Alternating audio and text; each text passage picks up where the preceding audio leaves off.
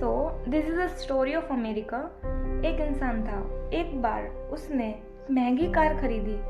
अपने सपनों की गाड़ी खरीदकर वे इंसान बहुत खुश था। उस दिन वे इंसान अपने घर आया और खुशी से सबको पार्टी दी नई कार की, और उसके घर के सब सदस्य उस दिन बहुत खुश थे।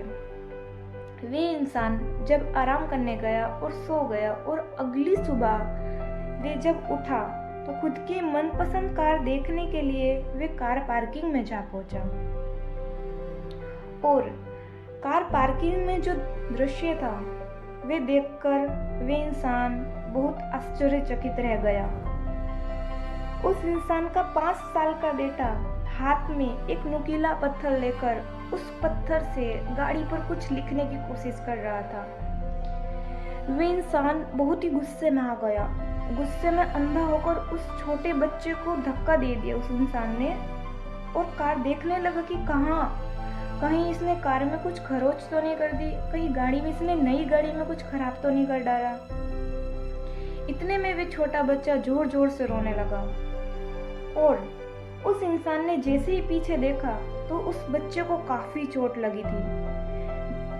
जोर से धक्का देने की वजह से वो बच्चा नीचे गिरा, और भारी एक पत्थर उस बच्चे के छोटे हाथों पर एकदम से गिरा, और वे इंसान अपने बेटे को लेकर तुरंत हॉस्पिटल की तरफ दौड़ा। डॉक्टर ने बच्चे को जल्दी से चेक किया और पता चला कि चोट इतनी गहरी उस छोटे बच्चे को लगी थी कि उसकी हाथ की छोटी उंगली खराब हो चुकी थी बहुत बुरी तरह। पत्थर गिरने की वजह से वो पूरी क्रश हो चुकी थी। डॉक्टर के पास और कुछ दूसरा रास्ता ही नहीं था सिवाय सर्जरी के।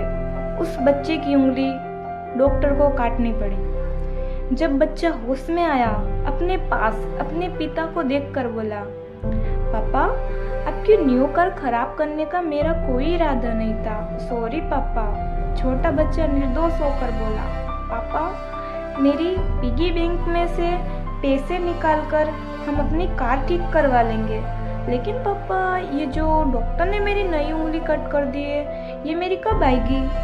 उस निर्दोष बच्चे का सवाल उसके पिता के पास न था। वे इंसान रोता रोता घर पहुंचा और उस कार के पास जाकर देखा तो उस छोटे बच्चे ने पत्थर से कार पर लिखा था कि डैडी, आई लव यू। उस इंसान को बहुत अफसोस हुआ कि उसने गुस्से में क्या कर डाला। हम सबके साथ भी ऐसा कभी ना कभी जरूर हुआ होगा। हम भी गुस्से में कभी कुछ भी बोल देते हैं, कभी कुछ हो जाता है, बहुत कुछ भी कर देते हैं। बस इस स्टोरी में से मोरल हमें यह मिलता है कि हमें हमेशा अपने गुस्से पर काबू करना सीखना चाहिए।